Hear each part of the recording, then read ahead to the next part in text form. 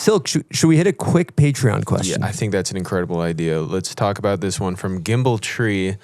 What do we honestly feel about the photo that made the cover not being the landed trick? You know what I'm talking about, winky face.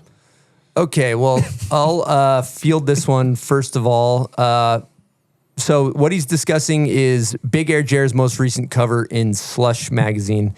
And he, just to make it very, very clear, he did land the trick. It's in his part. He also additionally did like a cork front 7 and an alley-oop back rodeo, which were all amazing. And to just kind of provide some context to anyone that hasn't seen it, basically the latest cover Slush, it's a spot up in Whistler.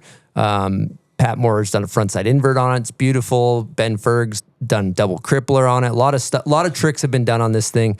Photos really well. And Big Air Jared landed himself on the cover of Slush. Now, the situation here I want to be super clear with is like Big Air Jared deserves his flowers, right? Like Big Air Jared has been putting in work for the past few years, absolutely killing it. And I think putting somebody on the cover that deserves a cover, Big Air Jared 100% deserves a cover. He's been on a freaking tear. And I think that a lot of times covers are reserved for people that have been on a good one, you know, and that's who ends up on the cover of the magazine. The issue that came up is not that this cover was a trick that wasn't landed. The trick was 100% landed. The issue was that this photo was also a cover of Snowboard Journal in, I believe, 2019 of Ben Ferg doing a double crippler, but I think the photo was a single crippler. So, you know, obviously a lot of people have opinions about that. A lot of people are saying, you know, a repeat cover is no good. It's really bad. And then some people are saying, who gives a shit? So here to talk about that on the line, we happen to have Stan from Slush Magazine. Stan, you there? Hey, Chris, thanks for having me. I am here, yes. Love to hear your voice, brother. Yeah, you want to chime in on the subject? Yeah. You know, first of all, I'd just like to thank everyone. I didn't really realize we had so many experts in the scene here. So first and foremost, I just want to thank each and every one of you for doing your homework over the last 6 years and clocking every photo that's ever been taken. I didn't know you guys had it like that, and I'm sorry. Yeah, here we go. I mean, you said it great. I think in this whole sort of strange fever dream of the last couple weeks, Jared Elston, I think, is the person who I feel like the most guilty about that anyone, like if anyone was to get like a raw deal, it's Jared Elston, like you said, deserves a cover. I literally forgot, as I said, that Ben photo cover existed. So that was that's just what we're going to call a clerical error.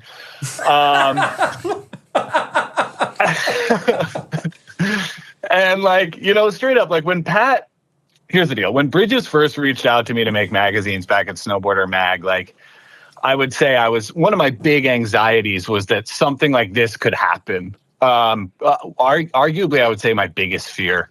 So there is a cool thing to have gotten that out of the way. That's fun. You know, now I'm afraid of nothing. But you know, I think essentially like Jared, like we said, Jared's a G. Ben did do double crippler. You know, there's just a lot of details here. And frankly, it's just like, okay, that, you know, word. Here's what I think is resoundingly important. Now, when we make a magazine, the goal is to make a product that is exciting for the core and is also exciting for the people that are maybe outside the core, fans of snowboarding, the people that support the industry, that buy the products. With all of this cover discussion that's been going on, I have zero doubt in my mind that we still provided a great cover and product for the fans of snowboarding everywhere who kind of have no idea what the fuck anyone's even talking about with this. And it's the core that we kind of like, you know, they realized some shit that I had let slip through my fingers, and they let me know for sure. And on top of that, if this had not happened to me and it had happened to someone else, I would have been eating popcorn, staring at this shit just like everyone else. So, can you walk us through the presenting Big Air Jer the cover kind of play by play from your lens? Yeah. So, I mean, it's worth noting I've been coming off like the paved premiere tour, couple stops. So it had been a couple deep nights, flew straight from New York City to Bend, Oregon. Well, Portland, rent a car, drive. I'm spread thin. I'm a little tired, but it's like, this is the end of the light. We're fucking hyped. We're giving Jared his new cover. We get there. I basically show up an hour before the party starts, go to the party. We do the reveal. And within about 5 minutes of me getting off stage, some unnamed homies have a photo in my face on their cell phone that is the Ben Ferg cover. And I just go, fuck. And basically, that was that. And big shout out Ben Ferg. I think this is probably the first time anyone's gotten a significant interaction on their cover from 6 years ago. So that's got to feel cool for Ben. Just a little like, hey guys, remember my cover from 6 years ago? Like, you don't really get to pull that one that often. So there we go. But I will say, in all of this, we've got 3 more magazines to make. I do think that Jared photo was one of the strongest photos of the year. Like that. The other thing about that spot is, if you've been there, is like, it kind of only shoots from that angle, which, call it an excuse, call it not. But like, to really get the gravity of this massive natural quarter pipe that is just like a beautiful fucking place, it's really like where you kind of got to shoot it from. So that's why I kind of brought up the Pat Moore thing. It's like, listen, almost every photo of this spot looks like this. And again, Jared did a couple tricks on that thing, and honestly, had we realized the Ben thing in time, we might have opted for a different frame. But yeah, I think the only thing we can do moving forward is we've got a couple more covers coming out. I thought I could give you a little leak maybe of our next cover. Oh, you text me so something? I'm going to text you. Oh, God, I'm going to text it to you right now. Oh, God, yes. What do we got here? All right, let me cue this up. Jody, congrats, man. You're on the cover with a never before seen photo. This is incredible, Thank Jody. You. This is our first cover reveal on the bomb hole ever. Thank you so much. Congrats, Jody. Yeah, we're gonna pop some champagne later. Oh my God! Wait, no, I just realized this used to be a Snowboarders Journal cover. Oh my God! Oh no! Oh my God! I did it again! No! Dude, I'm just gonna jump in here for a second. One thing I think that's cool about it, though, you think about as our little ecosystem of people that film snowboard parts and do tricks and things like that. Like, the cover is the crown jewel, right? You get a cover, it's like last part and a cover. Really, for people that aren't competing, it's kind of that is the crown jewel. That's the ultimate goal. Those were mine when I was younger, and it's like a really fucking big deal to get a cover. And so, I guess the thing about people caring that I like is that there's passion for this thing. Like, if it just goes into, oh yeah, who gives a shit? Why are people making a big deal about it? Whatever. It kind of devalues the cover. What I think is cool is that people care so deeply about getting the cover of a magazine, and it's held as in such high regard, that the passion coming out, I think, only comes from respect of snowboard media. And I actually would maybe clock that as a good thing. Your thoughts on that, Stan? Yeah, 100%. I mean, I think that this, I have a way of wondering about print media's place, and that this certainly was a reminder that people are paying attention and enjoy it. And so, yeah, I think, like you said, this is one of like the 4 for us. Like, this is some of the biggest ability that we have for a marketing, and like, this is who we are. This is who we vibe with. This is who we want to put on the front of the cover. And it's a quite a process to like go through that and figure that out. And I think undeniably it turns out people care, because like I haven't really heard much discussion about, I don't know, sometimes I just feel like you don't hear as many people talking about like what other magazines are doing sometimes. Because I just couldn't help. Yeah. So it's good. It like, there's a compliment to all of this. I think in the answer of would I have preferred that just no one cared about the cover at all as opposed to this? No, I do not wish that. And I think it's possible it maybe even helped in some crazy marketing scheme. I don't know if you saw Ivy's reel, like who's like the filmer, he films with Zev and shit. But it's basically like Charlie from Always Sunny, like, wait, did both magazines do this to promote, like, to like rise engagement? And like, we definitely got a shit ton of engagement off it. So like, that is definitely the silver lining to all of it. And it's now that it's been a couple weeks, I was on like threat level midnight, like real bummed on myself. I mean, I take this shit like mad serious. I think anyone who like knows me and has ever worked with me knows that I'm not just like, I don't care. Like I for real care. So I was like probably more let down than anybody in all of this. And when you know that, it's kind of whatever. The rest is just noise. But there was a lot of noise. Yes, there was. As you mentioned, I was the person with the popcorn in my hand, observing from afar, and it was. Glad I wasn't you, Jody. Would you like to weigh in on this? Thanks for the cover, Stan. Appreciate it. Round 2 for me. Yeah, dude. Yeah, appreciate it. Tyler Leveille is juiced. We just got another cover here of Slush over top of Snowboard Journal. It's done perfectly. Well done too. Almost as bad as what was that? The X Games, like where they would like crop out the person terribly. I don't know what that's called. Clipping. Yeah. It's got a little bit of. That's who we hired. Yeah, that's who we hired to design this. Looks like that.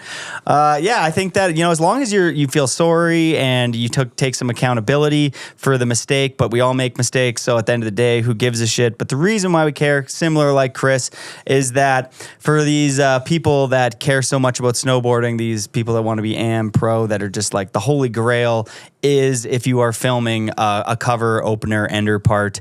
And if that gets, there's only so many covers, and Slush being one of the heavyweights in media, especially, I mean, obviously in print, but and video, everything. Like you guys are just a juggernaut. And so for that to go to Jer, which is well deserved, but if that cover would have, well, here's a question: is there another photo of Jer that potentially could have been on the cover anyway, and would have that gone to Jer anyway? Because like if it could have been like, somebody else, like let's say Bryn, who else had a stellar year. Shout out to Bryn Alexander. That's a turning point in a lot of those people's careers. A cover of Slush, like all the brands at the beginning of the year, they're like, oh, they're already like hyped on somebody. The Slush can put somebody in motion to go from that am to pro state. So I think that's why a lot of like the am pro world was like, damn, like that cover, you fucked up, but you feel bad. So we love you, dude. Yeah. Way to tie it all together and put a bow on it at the end, Jody.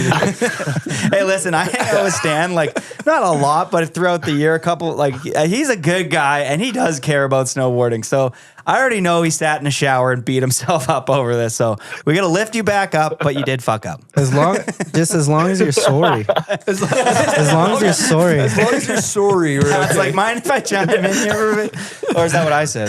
As long as you're sorry. As long as you're sorry. Norm, you want to jump in here? Yeah, Norm, you work for Slush Magazine. I do. First of all, hey, Stan. Hey, Norm. I mean, like Stan said, like, obviously we have these two boxes. We try and check the people who, care about snowboarding from like a weekend warrior standpoint, like the general population, and then the core boarders who like this is their life, and it's great when you can check both those boxes, and sometimes we can, and what we did now definitely didn't do that, but it's better than not checking any of those boxes. Like at least we put out a good photo, and I think a good magazine. Like people forget there is an inside of this magazine as well, and it's awesome. If you get a chance, open the magazine up. Like there are more photos in it. It's great. This is a great issue. Like every part of the magazine is great, and sometimes like some parts of it fall flat, but like I don't know, like it is a good magazine. Like if you look past that, and like we are doing things, I think, to make as many people as we can happy, but you can't make everyone happy. And then also going back to the initial question, that was just rage bait. Like he landed that. Like I think like no matter what you do, people are gonna hate on it. Jibbing's not dead. Put the fall iPhone clip, and that just stirred the pot for no reason. Like I don't know, like that is just like rage bait. And at a certain point, like you're gonna always have people like that, no matter what you do, coming at you. So it's like, fuck it. Yeah, and Stan's sorry. So Yeah, like we're good. he's sorry. Hey, Stan, I think this is actually like specifically what goes into selecting who goes on the cover of a magazine. So, well, there's also like a fun name that hasn't been brought up a lot in this conversation, which is our photo editor, Bob Plum. Hold on. Okay, continue. Well, so this is how it works.